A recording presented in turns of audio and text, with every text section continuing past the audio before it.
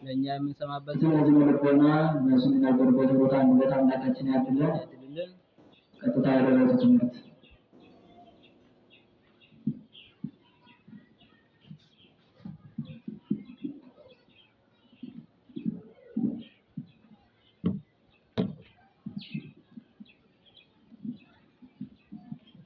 በስመ አብ ወወልድ ወመንፈስ ቅዱስ አሐዱ አምላክ አሜን።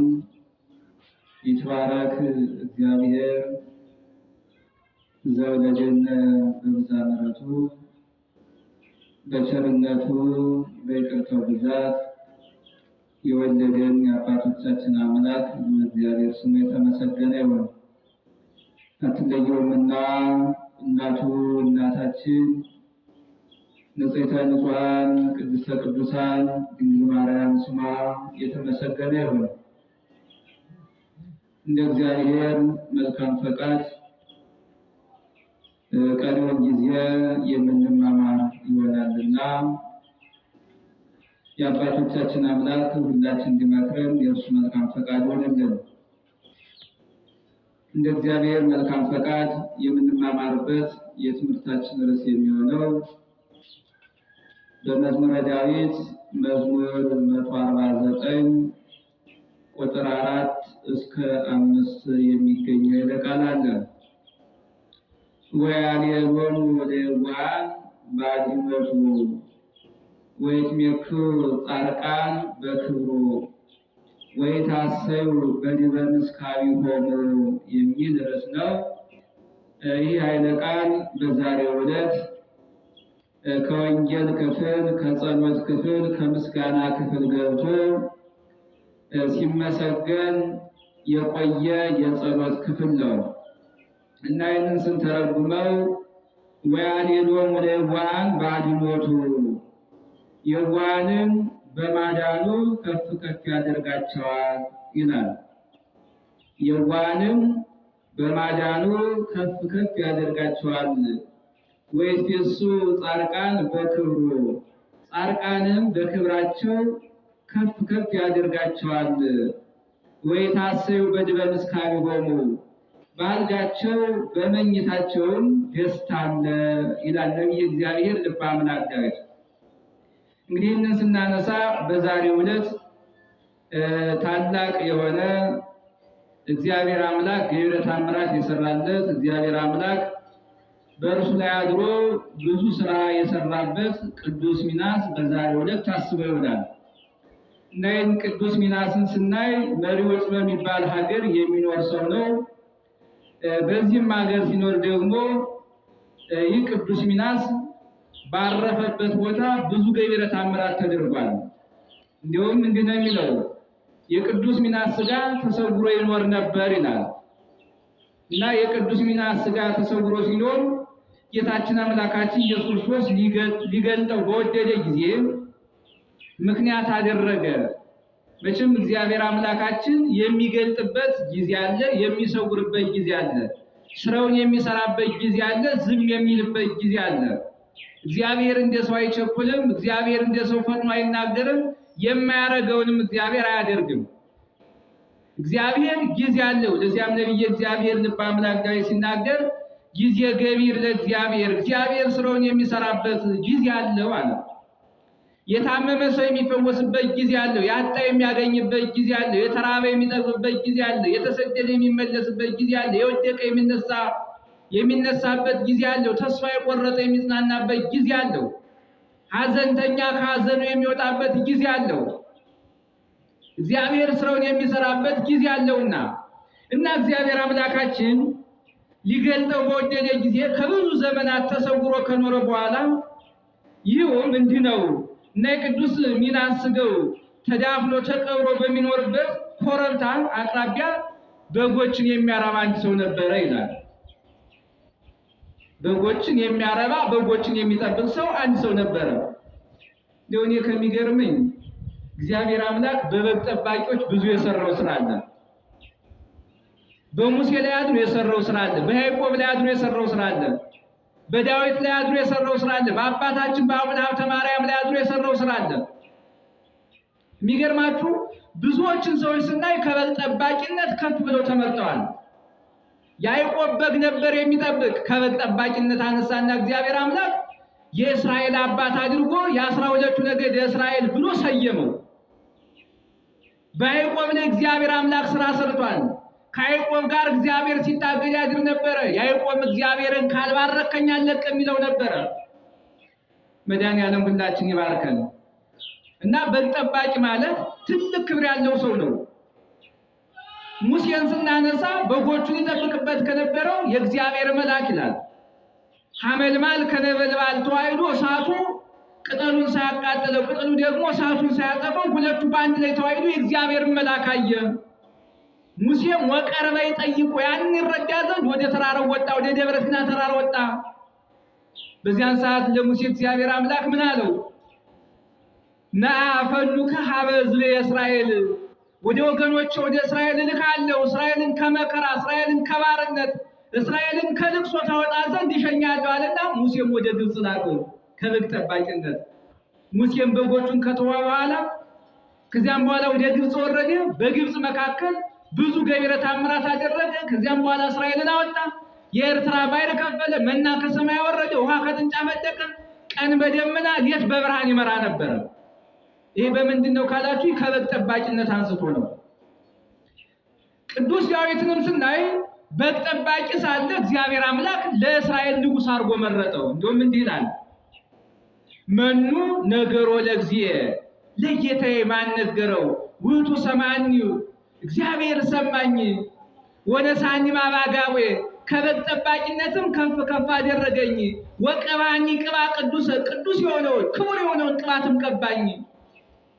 አዎ የሰሰናያን ወሊቃን፣ ነገር ግን እኮ ከኔ ወንድሞቼ ይበልጡ ነበረ። አያችሁ፣ ከኔ ወንድሞቼ ይበልጡ ነበረ። በግ ጠባቂ ሳለሁ እግዚአብሔር ከፍ አደረገኝ፣ አከበረኝ፣ ለንጉስነት መረጠኝ። ነገር ግን ከኔ ወንድሞቼ ይበልጡ ነበረ። ነገር ግን እግዚአብሔር ወይ ሰምረ ቦሙ አልወደዳቸውም። አያችሁ፣ ሰው በእድሜው አይመረጥም፣ በክብር ይመረጣል፣ በንጽህና ይመረጣል፣ በቅድስና ይመረጣል፣ በቅንነት ይመረጣል እንጂ እግዚአብሔር እንደ ሰው አይደለም። ሰው አነጋገርን አይቶ ሊመርጥ ይችላል፣ እግዚአብሔር አነጋገርን አይልም። ሰው ቁመናን አይቶ ሊመርጥ ይችላል፣ እግዚአብሔር እንደዚህ አይደለም። ሰው ውበትን መልክን አይቶ ሊመርጥ ይችላል፣ እግዚአብሔር እንደዚህ አይደለም። ዳዊት ሲመረጥ ሳሙኤል ኤልያብ የሚባል የዳዊት ትልቅ ወንድም ነበረ፣ የመጀመሪያው የእሴይ ልጅ እና በዚህ ሰዓት ኤልያብ መልኩ ያማረ፣ ደምግባቱ ያማረ፣ ቁመናው ያማረ ነበርና ሳሙኤል ለዝስ እግዚአብሔር ያርዮ፣ እግዚአብሔርን ይመርጠዋል፣ እግዚአብሔር ከፍ ከፍ ያደርገዋል፣ እግዚአብሔር እንዲህ ያለውን ይወዳልና ሊቀበው ሲል እግዚአብሔር ምን አለው መሰላችሁ ለሳሙኤል? ሰብእሰ ይሬኢ ገጸ ወእግዚአብሔር ይሬኢ ልበ። ሰው መልክን ያያል፣ ውበትን ያያል፣ ቁመናን ያያል፣ አነጋገርን ያያል፣ እግዚአብሔር ግን ልብን ያያል። እና እግዚአብሔር አምላክ ዳዊትን ልቡናውን አየና ከበግ ጠባቂነት ከፍ ከፍ አደረገው። አባታችን ጻድቁ አቡነ ሀብተ ማርያምን ስናይ ከበግ ጠባቂዎች ጋር እየዋለ ብዙ ገቢረ ተአምራት አድርጓል። ከዚያ መካከል የበግ ጠባቂዎች የማይገባ ስራ ይሰሩ ነበረ። የሰው ገንዘብ ሰርቀው ያመጡ ነበረ። በዚያን ሰዓት የእናንተ አይደለም የማይገባ ስራ እየሰራችሁ ነው ተው ሲላቸው፣ የበግ እረኞች ግን አልሰሙትም። በአቡነ ሀብተ ማርያም ላይ የተነሱ። በዚያን ሰዓት እግዚአብሔር ደግሞ ምንም ዝናብ በሌለበት ደመና በሌለበት ከሰማይ ዝናብ አምጥቶ በነፋስ እነዚያን ሰዎች ገስጿል። ይህ የእግዚአብሔር ስራ ነው። እና አሁንም ይህ ሰው የቅዱስ ሚናስ ስጋ በተቀበረበት አካባቢ በግ ያረባል፣ በግ ይጠብቅ ነበረ። እና ከበጎቹ መካከል ደግሞ አንዱ ደዌ ነበረበት። ከበጎቹ መካከል አንዱ ደዌ ነበረበትና በዚያን ሰዓት አንዱን በግ በዚያ ኮረብታ አጠገብ ባለ ጉድጓድ ተጠምቆ ምን አለ? በዚያ ኮረብታ ባለው ጉድጓድ ተጠምቆ ወዲያውኑ ከደዌው ዳነ። የዚያ በግ የዚያ እረኛ በጉ ታሞበት ነበር እና ሲታመም በኮረብታው አካባቢ ደግሞ አንድ ጉድጓድ አለ። በጉድጓዱ መካከል ደግሞ ይህ ሰው ወስዶ ከዚያ ውሃ አጠበው፣ ጠመቀው። በዚያን ሰዓት ያ የታመመው በግ ዳነ።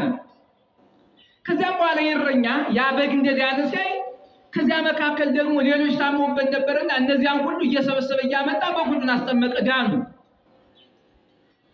ይህ ሲሆን የሚገርማችሁ ነገር ዜናው በዓለም ተሰማ። እንዲህ ባለ ተራራ እንዲህ ያለ በጎች እንደው የሚፈውስ ገቢረ ተአምራት የሚሰራ ጉድጓድ ውስጥ ውሃ አለ ተብሎ በዓለም ሲሰማ፣ በሮም የነበረ አንድ ንጉሥ ደግሞ ልጁ ታማበት ነበር። ልጁ ታማበት በጭንቅ ውስጥ ነበር ያለው። ጥበበኞች ማዳን አልተቻላቸውም። እንደውም የሚገርማችሁ ነገር ይህ ከጸበሉ ጋር አያይዘን ስንናገር ክርስቶስ አምላካችን ወንጌል ሲያስተምር ወወጣ ስማተ ነገር ውስጥ ሁሉ አዳም ይላል። ጌታ ኢየሱስ ክርስቶስ ሲያስተምር ድውያን ሲፈወሱ፣ ለምጻም ሲነጡ፣ ጎባጣ ሲቀኑ፣ ሙታን ሲነሱ፣ ዕውራን ሲያዩ የክርስቶስ አምላካችን ዜናው በዓለም ደረሰ፣ በሁሉ አውራጃ ተሰማ ይላል። እነዚህ ሰውም ደግሞ የበጎች መዳን በዓለም ተሰማ እና ከዚያ በኋላ በቦታው ሁሉ ታወቀ። ደዌ ያለባቸው ሁሉ እየመጡ አፈሩን ከውሃ ጋር አንድ አድርገው በውስጡ በመቀባት ወዲያውኑ ይድኑ ነበር። አሁን ይህንን ሲባል እኮ በመጽሐፍ ቅዱስ ተቀምጧል። እነ ንማርን ስናይ ንማር ለምጽ ያለበት ሰው ነው። ከዚያም በኋላ በኤልሳ አማካኝነት በሰሊሆም ውሃ ታጥቦ ከለምጹ ነስቷል። የጸበል አዳኝነቱን ይወት ኤልሳ ምን አለው?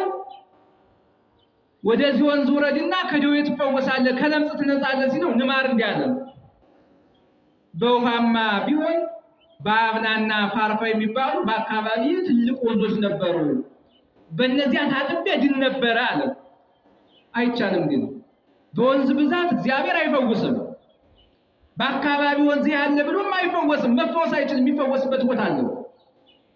ይህንን ሲል ከንማር ጋር የመጡ ሰዎች ምንስ ቢሆን እኮ የእግዚአብሔር ነቢይ ነው፣ ከእግዚአብሔር ጋር ነው የሚነጋገረው፣ ለእግዚአብሔር ቅርብ ነው፣ እግዚአብሔር ያልነገረውን አይናገርም፣ ከእግዚአብሔር ያልሆነውን አያስተምርምና ምን ትጎዳለህ ገብተው ጣሉት። ዛሬም እንኳን ሰዎች ጸበል ተጠመቁ ሲባሉ ጸበልን ለመጠመቅ ያፈሩ፣ ጸበሉ አያድንም ብለው የሚጠራጠሩ ብዙዎች አሉ። ደግሞ ሲመጡም እንኳን እንደው እስኪ ሐኪሙን ከዚህና ሐኪም ጀምሮ እስከዚህ ድረስ ሞክረዋለሁ አልተሻለኝም፣ እስኪ ደግሞ ጸበሉን ልሞክረው ብለው በጥርጥር የሚመጡ ሰዎች አሉ። በመጠራጠር ሰው አይፈወስም፣ በእምነት ነው። በእምነት ሰው ይፈወሳል። እና ንማር በአካባቢ ነባብና ነፋርፋ የሚባሉ ትልቅ ወንዞች አሉ። ከነዚያ ገብቼ መፈወስ እችል ነበር አይደለ? እንዴት ነብይ ያላግጥብኛል? እኔ እኮ ንጉሥ ነኝ አለ። በዚያን ሰዓት አብረውት የመጡት አራተው ምንም ቢሆን እንኳን የነብይ ቃል ነውና አክብር አሉት። ሐዋርያትን ታስታውሳላችሁ? ያቺ ሌት ሙሉ የደከሙባት ሰዓት አሳ እንይዛለን ብለው ያለ እግዚአብሔር ፈቃድ ደክመው ሌቱን ሁሉ ሲደክሙ ያደሩባት ሰዓት አለች። በዚያን ሰዓት ግን ክርስቶስ አምላካችን ከድካማቸው ሊያሳርፋቸው ሲያስብ በባሕሩ መካከል ተገለጠና እንዲህ አላቸው፣ መረባችሁ በስተቀኝ በኩል ጣሉ ሲላቸው ሐዋርያት ሰራይነ ኩላ ሌሊተ ዋልወ ዘሐዝነ ወኢረከብነ፣ ሌቱን ሙሉ ስንደክም አደርነ፣ የያዝነው ያገኘነው ነገር የለም አሉና ወበቃልከሰ ናወርለከ፣ ነገር ግን አንተ ስለተናገርክ አንተ ስላዘዝከን ስለ ቃልህ እንጥላለን አሉ። ማን ስላዘዛቸው? እግዚአብሔር ስላዘዛቸው። እግዚአብሔር ስላዘዛቸው ወደ ባሕር መረባቸውን በስተቀኝ በኩል ሲጥሉ 153 ሰዓት ያዛያችሁት። ሌቱን ሙሉ ሲደክሙ እንኳን አንድም አላዙ። አንድ ሳያዙ ነው ያደሩ። በዚያም ላይ ድካም አለ፣ በዚያ ላይ ብርድ አለ፣ በዚያ ላይ ራብ አለ። ምንም አላገኙ። ነገር ግን ክርስቶስ አምላካችን ጣሉ አላቸው። ሐዋርያትም ደግሞ ክርስቶስ ትእዛዝን አዟቸው ነበርና እንደ ቃልህ እናደርጋለን ሲሉ 150 ሰዓት ተገኘ። ራባቸው ተወገደ፣ መከራቸው ራቀ፣ ድካማቸው ሁሉ ተወገደ። አሁንም ይህን ሰው ምንም ቢሆን ነቢይ ነው ስመው ያለን አድርግ አሉት። በዚያን ሰዓት ወደ ሰሊሆም ውሃ ወረደ። በዚያ ሲሄድ የሚገርማችሁ ነገር ያ ንጉሱ ከለምጹ ተፈወሰ። ከለምጹ ሲፈወስ በዚያን ሰዓት ምን አለ መሰላችሁ? ይሄማ በነቢዩ አድሮ እግዚአብሔር ፈውሶኛል። ስለዚህ እንደኔ በለምጽ የተመቱ በችግር ውስጥ ያሉ ወገኖች አሉና እንደው አፈሩን እንኳን ይዤ እንደው ፈውስ ያገኙ አለ። አያችሁት? ምኑን ይዤ አለ? መጀመሪያው አልገባም ብሎ ነበረ፣ ፈውሱን አየ። ከፈውሱ በኋላ ግን ውሃውንም አፈሩንም ይዤ ልመለስ አለ። ዛሬ ጌታ ኢየሱስ ክርስቶስ ከተጠመቀበት ከዮርዳኖስ ጸበል መጥቶ ብዙ ሰው ተፈውሷል። ጌታ ኢየሱስ ክርስቶስ ከተቀበረበት ከጎልጎታ እምነት መጥቶ ተፈውሷል። እና ይህም ሰው እንዲህ አደረገ። ለምን? እግዚአብሔር አምላክ በዚህ ሰው አድሮ ስራ ሰራ። በኤልሳ አድሮ ስራ ሰራ። አሁንም ደግሞ በዚህ ሰው ላይ አድሮ ስራ ሲሰራ በአካባቢው ያሉ በደዌ የተመቱ በጭንቀት ውስጥ ያሉ እየመጡ ጸበሉን ከአፈር ጋር አዋህደው ሲቀቡ ይፈወሳሉ። የዮሐንስ ወንጌል ምዕራፍ 9 ላይ ገብታችሁ ስታነቡት ምንም አይን የሌለው ሰው ቄሚዎስ የሚባለው ክርስቶስ አምላካችን ምራቁን ከመሬት ላይ እንተፍ ብሎ ምራቁን ከጭቃ ጋር ለብሶ ምን አደረገው? ቀበው። ከዚያስ በኋላ ወደ ሰሊሆም ውሃ ወረደ። ከዚያስ በኋላ ተጠምቆ ሲመጣ ተፈወሰ። ማየት ጀመረ። ዮሐንስ ወንጌል ምዕራፍ 9 ሙሉውን አንብቡት። ዮሐንስ ወንጌል ምዕራፍ 5 ደግሞ ገብታችሁ ስታነቡ መጻጉዕ የሚባለው 38 በአልጋ ላይ ተኝቶ ይኖር የነበረ የአልጋ ቁራኛ ሆኖ ይኖር የነበረ ሰው የሌለው ብቸኛ የነበረ አስታማሚ የሌለው ሰው ሁሉ ይጸየፈው የነበረ ክርስቶስ አምላካችሁ ወደ ሰሊሆም ገብተህ ተጠመቅ አለው። ገብቶ ተጠመቀ። ከደዌው ተፈወሰ። አልጋውን ተሸክሞ መጣ። ይሄን የምነግራችሁ የጸበልንና የእምነትን ማዳን ነው። አሁንም በዚህ ሰው በቅዱስ ሚናስ ላይ አድሮ እግዚአብሔር አምላካችን ፈውስን ስራ ጀመረ። መጀመሪያ በበጎች ላይ አድሮ ተገለጠ። አሁን ይህን ኮለ መናፍቃሉ በበጎች ላይ እግዚአብሔር ስራ ሰራ ሲባሉ ይደነቃሉ። በበለዓም አህያ ላይ አድሮ እግዚአብሔር ስራ ሰርቷል አልሰራም? ንገረን። ቅዱስ ሚካኤልም ስራ ሰርቷል፣ እግዚአብሔርም ስራ ሰርቷል። በለዓም እስራኤልን ሊረግም ወጣ። እግዚአብሔር ግን በለዓም አልሰማው ሲል እግዚአብሔር በለዓምን ገሰጸው።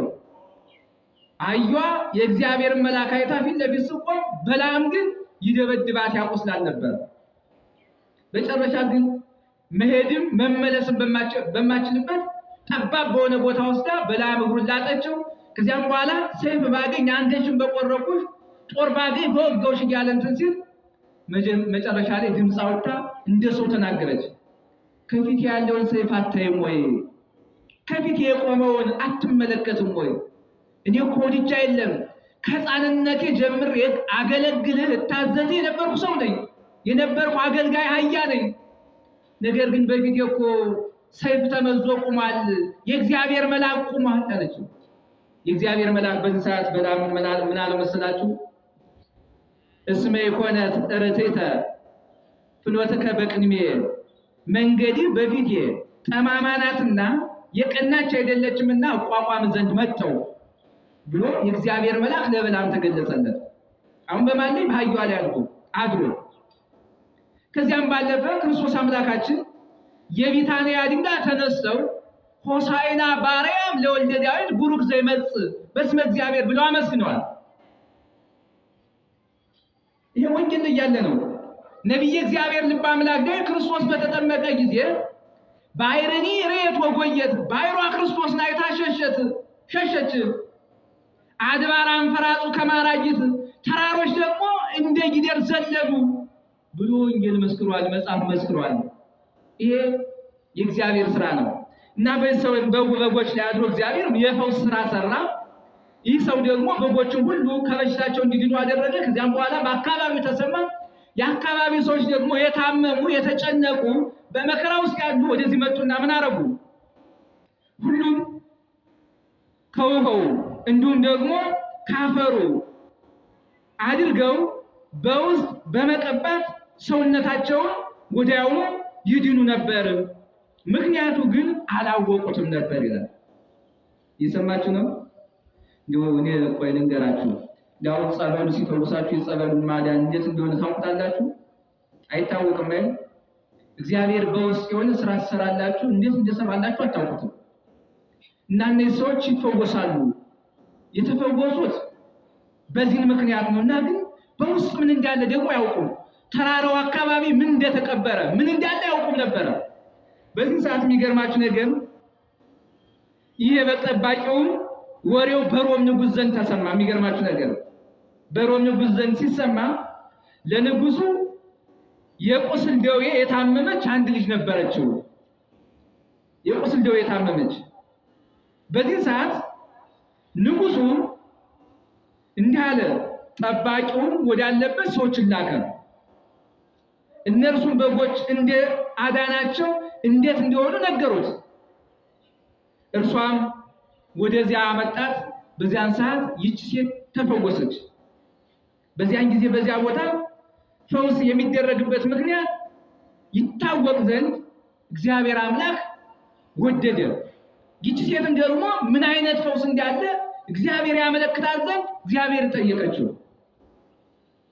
እንዲሁም ነቢየ እግዚአብሔር ልበ አምላክ ዳዊት በመዝሙር 88 ቁጥር 19 ጀምራችሁ እስከ 20 ስታነቡት እንዲህ ይላል፣ ወኢታሚረ ተናገርኮሙ በራእይ ለደቂቅከ ወትቤህ ሬሲ መድኃኒተ ወአላልኩሩ የምዝብየ። ይህ ምን ማለት ነው ስንል ነቢየ እግዚአብሔር ልበ አምላክ ዳዊት ሲናገር እንዲህ አለ፣ በዚያ ጊዜ ለልጆች በራእይ ተናገርህ፣ እንዲህም አልህ፣ ረድኤቴን በኃይል ላይ አኖራለሁ፣ ከሕዝቤም የተመረጠውን ከፍ ከፍ አድርጋለሁ፣ ባሪያዬን ዳዊትም አገኘሁት፣ ቅዱስ ዘይትንም ቀባሁት አለ። አያችሁ። እና ይህች ሴት ምን ብላ ጠየቀች? እግዚአብሔር በራእይ በዚህ ቦታ ምን አይነት ስራ እንደሚሰራ ያመለክታት ዘንድ ወደ እግዚአብሔር ለመነች። በዚያን ሰዓት ከዚህ በኋላ እግዚአብሔር አምላክ በሕልም ተገለጸላትና ስጋ በዚህ ቦታ መጀመሪያ ሚናስ ተገለጸላት። ከዚያ እግዚአብሔር እንዴት አድርጎ እንደሚያስረዳት ሚናስ እንዲህ ብሎ ነገራት። ቅዱስ ሚናስ ስጋዬ በዚህ ቦታ ተደፍኖ ተቀብሮ ስለሚኖር እነሆ አስቆፍረሽ ታወጪው ዘንድ እግዚአብሔር አዞሻል አላት ይላል። አያችሁ። ለብዙ ዘመናት ተሰውሮ የነበረ እኮ ነው። ይሄ ተሰውሮ የሚኖረውን መጽሐፍ ሲናገር እስመ ስውር እምኔነ ይእዜሰ ክሱተ ኮነ ተአምረ ወመንክረ ገብረ መድኃኒነ ይላል ቅዱስ ያሬድ። እስመ ስውር እምኔነ ከኛ ለብዙ ዘመን ተሰውሮ ይኖር የነበረ ይእዜሰ ክሱተ ኮነ ዛሬ ግን የታወቀ የተገለጠ ኮነ ተአምረ ወመንክረ ገብረ መድኃኒነ ጌታችን አምላካችን ኢየሱስ ክርስቶስ ተአምረን አደረገ አለ። እየሰማችሁ ነው? ይሄ ከኛ ተሰውሮ ይኖር የነበረው ምንድነው ካላችሁ ያ እስራኤላውያን ይናፍቁት የነበረ ድነት፣ ያ እስራኤላውያን ይመኙት የነበረ ክርስቶስ፣ ያ እስራኤላውያን ይናፍቁት የነበረ ተስፋ ከእስራኤል ተሰውሮ ነበረ። ለ5500 ዘመን አልተገለጠም ነበረ። የሚገርማችሁ እስራኤል ጾም ይጾማሉ። በጾማቸው ዋጋ ለስጋ ነው እንጂ ለነሱ ዋጋ ያገኙበትም ነበር። እስራኤላውያን ይጸልያሉ። የሚጸልዩ ጸሎት ለስጋ ዋጋ ያሰጣቸዋል እንጂ ለነሱ ዋጋ ያሰጣቸው ነበር። እስራኤል በመጋዝ ተተርትረዋል። በመጋዝ መተርተራቸው ለመንግስተ ሰማያት አላበቃቸው። ነገር ግን ደግሞ በስጋቸው ዋጋ ያገኙበት ነበር። እስራኤል በኩላብ ተሰቅለዋል። ነቢዩ ኢሳይያስን ስናይ በመጋዝ ተተርትረዋል፣ በኩላብ ተሰቅሏል። ነቢዩ ኤርምያስን ስናይ ወደ ጥልቅ ጉድጓድ ተጥሏል። ያ ወደ ጥልቅ ጉድጓድ መጣሉ ከሞት አላዳነው። ቅዱሱ ሲናገር እንዲህ ይላል፣ ብዙኃን ጻድቃን ሞቱ ወሞቶሙሰ ኢበቆሙ። ብዙዎች ጻድቃን ሞቱ፣ ነገር ግን ሞታቸው አልጠቀማቸውም። ለነቢያት ሞቱ የጠቀማቸው ክርስቶስ ብቻ ነው። ነቢያት ስለ እግዚአብሔር ሞተዋል፣ ነገር ግን ዋጋ ማግኘት አልቻሉም። ያ 5500 ዘመን አልተፈጸመምና፣ ያ የተስፋ ቃል አልተፈጸመምና በዚያን ሰዓት ክርስቶስ አምላካችን ግን ሰው ሲሆን ምን አለ? ይእዜሰ ክሱተ ኮነ ዛሬ ግን ተገለጠ አለ። የማይታየው እግዚአብሔር ታየ፣ የማይገለጠው እግዚአብሔር ተገለጠ። ተሰውሮ 5500 ዘመን ይኖር የነበረ የማዳን ተስፋ ክርስቶስ ተገለጠ። ተስፋ ያደረጉት የነበረው ክርስቶስ ታየ። ድውያንን ሲፈውስ፣ ጎባጣን ሲያቀና፣ ለምጻምን ሲያነጻ፣ ዕውራንን ሲያበራ፣ ሙታንን ሲያስነሳ፣ የተራቡትን ሲመግብ፣ ተስፋ የቆረጡን ሲያጽናና አዩት። ዛሬ ግን ተገለጠ። ከዚያ በኋላ ተአምረ ወመንክረ ገብረ መድኃኒነ ጌታችን አምላካችን ታምራትን አደረገ እና እግዚአብሔር አምላክ ለብዙ ዘመን ተሰውሮ ይኖር የነበረው ምን አላት? አስቆፍረሽ አውጪው አላት። አያችሁት? ከእንቅልፏን በነቃች ጊዜ ቅዱስ ሚናስ እንዳዘዛት አደረገች። የከበረ ሥጋውን ማወጣች። በዚያም ውብ የሆነች ቤተክርስቲያንን ሰራች። አያችሁት? እንደው ሀብት ስላለው ሰው ቤተክርስቲያን አይሰራም። ስልጣን ስላለው ቤተክርስቲያን አይሰራም ሰው። ጊዜ ስላለው ቤተክርስቲያን አይሰራም ሰው። እግዚአብሔር የፈቀደልን ነው። ዳዊትን ታስታውሱታላችሁ? ቤተክርስቲያን ለመስራት አሰበ፣ እግዚአብሔር አልፈቀደለትም። እንደውም ዳዊት ማሰብ ብቻ የለም፣ ስለ ቤተክርስቲያን ከእንባ ጋር ነበር ያለቅስ የነበረው። በአንድ ዕለታት ቅዱስ ዳዊት የሚገርማችሁ አግ እያው ሲሆን የሚባሉ ጠላቶቹ ነበሩበት እና እነዚህ ጠላቶቹ ሁልጊዜ እየተነሱ እስራኤልን ሰላም የሚነሱ ሰዎች ናቸው። ከዕለታት አንድ ቀን እግዚአብሔር ከዳዊት ጋር ሆነና ጠላቶቹን ድል ነሳለት እና ድል ሲነሳለት ነቢዩ ናታን ሰማ ለዳዊት ጠላት እንደጠፋለት። መጥቶ ሊጠይቀው ዳዊት የሚገርማችሁ ልብሱን ዘቅዝቆ ማቅ ለብሶ ትቢያ ነስንሶ ያለቅሳል። በዚያን ሰዓት ነቢዩ ናታን ንጉሥ ምን ነው? እኔ እኮ የመጣሁት ደስ ብሎ የደስታ ተካፋይ ልሆን ነው። ጠላቶችን ስለጠፉልህ፣ ጠላቶችን ድል ስለነሳ፣ እግዚአብሔር ከአንተ ጋር ሆኖ ስላሸነፍክ ነበር ልጠይቅህ የመጣሁ። ምንድን ነው የሚያስለቅስ ነገር አለው። ዳዊት እንዲህ አለው፣ ምን ነው እኔ አላልቅስ? እኔ የእስራኤል መሪ ነኝ። እኔ የእስራኤል ንጉሥ ነኝ። እኔ የተቀመጥኩበትን ቤት ታያለህ። የተሰራው በዝግባ በጽድ ባማረ መልኩ ነው። እስኪ ታቦተ ጽዮን ሙሴ ባሰረው ባሮዬ ድንኳን የተቀመጠችው አለ። ስለ ቤተ ክርስቲያን ያለቀሰበት ዓላማው ተስፋው ከቤተ ክርስቲያን ስለሆነች ነው። ከቤተ መቅደሱ ስለሆነ ነው። ቤተ መቅደሱ ውስጥ ከሱ ቤት ውስጥ የሥጋ ደስታ አለ፣ ከእግዚአብሔር ቤት ውስጥ ደግሞ የመንፈስ ደስታ አለ። ከዳዊት ቤት የሥጋ ጥጋብ አለ፣ ከእግዚአብሔር ቤት ግን የነፍስ ጥጋብ አለ። ዳዊት በሥጋው ቢደሰት በነፍሱ አልተደሰተም። እንደውም አንድ ጊዜ እንዲያለ ዳዊት ሲለምን አተሳልከው ወደ እግዚአብሔር ወኪያስ እስከ ምድር ቤት ወደ እግዚአብሔር በሁሉ ማይል ህይወት ይሄ እግዚአብሔርን አንድ ነገር ለመንኩት ይችውም በእግዚአብሔር ቤት ለዘላለም መኖር ነው አለ። አያችሁት? ለዘላለም መኖር በእግዚአብሔር ቤት ደስታ ባለበት። ለዚያም እኮ ነው መዝሙር 121 ላይ ሲናገር ወደ እግዚአብሔር ቤት እንሂድ ባሉ ጊዜ ደስ አለኝ አለ ነብዩ እግዚአብሔር። ተፈሥሑ ጻድቃን በእግዚአብሔር፣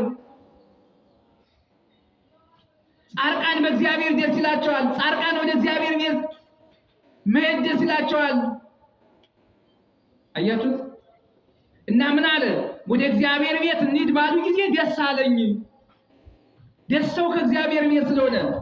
ከዚያም በኋላ ነብዩ ናታን ምን ነው ጠላት ጠፍቶልሃል፣ ንጉሥ ነህ፣ ካንተ በላይ የምትጠብቀው ሰው የለም፣ ፈቃጁም አንተ ነህ፣ ሰሪውም አንተ ነህ፣ መስራት ትችላለህ አለው። ዳዊት ምን አለው? ናታንን እስኪ ፍቀድልኝ አለው። የቀደሙ ነገሥታት ከነቢያት ሳያማክሩ ስራ አይሰሩ። ከነገሥታቱ ነቢያቱ ለእግዚአብሔር ይቀርባሉ። ነገሥታቱ ሲፈርዱ ድሃ ሊያስቀይሙም ይችላሉ፣ ድሃ ሊበድሉም ይችላሉ። ገንዘብ ላለው ሊያደሉ ይችላሉ። ነቢያት ግን አንድ ለእግዚአብሔር ነው የታመኑት፣ የሚያገለግሉት እግዚአብሔር ብቻ ነው።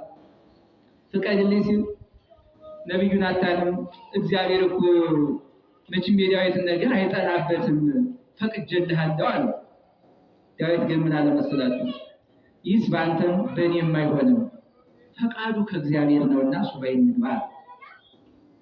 አው ስራ ለመስራት ሱባኤ ያስፈልጋል። እውነት ለመናገር ከሆነ በሱባኤ የተጀመረ በሱባኤ ያለቀ ስራ መልካም ነው። አሁን ብዙ ጊዜ እግዚአብሔር ያልተጠየቀበት ትዳር ጉዶ ይፈርሳል። ሰርጉ ሳይሰማ መፋታቱ ይደርሳል። እግዚአብሔር የሌለበት ስራ በረከት የለውም፣ ውጤት የለውም። እግዚአብሔር የሌለበት ህይወት የትም አያደርስም። እንሮጣለን፣ አንቀድምም። በዚህ ሰዓት ሱባኤ ገቡ። ሱባኤ ሲገቡ ግን ለሁለታቸውም እግዚአብሔር ተገለጸ። ዳዊትን እንዲህ አለው፣ አኮ አንተ ዘታንጽ ቤተ ለስብሐትየ፣ ዳዊት አንተ ቤቴን አትሰራም፣ አላ ውእቱ ዘይወጽእ እምኀቤከ ውእቱ ያንጽ ቤተ ለስብሐትየ፣ ነገር ግን ከአብራክህ የሚከፈለው ሰሎሞን ይሰራል አለው። ለዳዊት ለነቢዩ ናታን ይህንን ተናገረ። እግዚአብሔር አምላክ ለነቢዩ ናታን ምን አለው? ቤቴን የምትሰራ አንተ አይደለም፣ ቤቴን የሚሰራም ዳዊት አይደለም። ነገር ግን ከዳዊት አብራክ የተከፈለው ሰሎሞን ቤተ መቅደሱን ይሰራል አለው። ደግሞ ለዳዊት ምን ተገለጸለት መሰላችሁ? እንዲህ የሚል የክርስቶስ ሰው መሆን ተገለጸለትና እንዲህ አለ፣ ናሁ ሰማይናሁ በኤፍራታ ወረከብናሁ ውስተ ወመገዳ። እነሆ ክርስቶስ ተወልዶ በኤፍራታ በግርግም ተጥሎ በጨርቅ ተጠቅልሎ በግዕዝ ሕፃናት ሲያለቅስ ሰማነው። አላያችሁ? የክርስቶስን ሰው መሆን ገና ክርስቶስ ሳይመጣ 1000 ዘመን ሲቀረው የሱባኤ ሲገቡ ብዙ መገለጽ ልማድ ነው። ዳንኤል የእስራኤልን ሚጠት እስራኤል ከፋርስ ባቢሎን የሚወጡበትን ያንን ሲሻ ግብር ቢገባ እግዚአብሔር አምላክ ለዳንኤል ምን ተገለጸለት? መቅደስ ትታነጽ እስከነ ክርስቶስ ንጉሥ ወምዝ ስትመዘበር። የክርስቶስ ሰው መሆን ተገለጸለትና ሰሎሞን ያሰራው ቤተ መቅደስ እንደሚፈርስ፣ ነገር ግን ደግሞ አማናዊ መቅደስ ክርስቶስ ከአማናዊት መቅደስ ድንግል ክርስቶስ እንደሚወለድ ክርስቶስ ተወልዶ ዓለም እንደሚያድን ለዳንኤል ተገለጸለት። ዕዝራስ የመንግስተ ሰማያትን ነገር ናፍቆ እንደው ይሄ ድነታችን ተስፋችን መች ነው የሚሆን እያለ ስለ መንግስተ ሰማያት ሲያስብ እግዚአብሔር አምላክ ተገለጸለትና ስለ ክርስቶስ ምን አለ መሰላችሁ? አንበሳ ወጣ እምገዳም ውጡኬ ወልድ ዘባማን። አንበሳ ከገዳም ወጣ፣ ያንበሳውም ክርስቶስ ነው። አላያችሁ? ይሄ ነው ሱባኤ። ለትንሽ ነገር ስንገባ እግዚአብሔር ብዙ ነገር ይገልጽልናል። እና ይህች ሴት ሱባኤ ገባች፣ እግዚአብሔር ገለጸላት።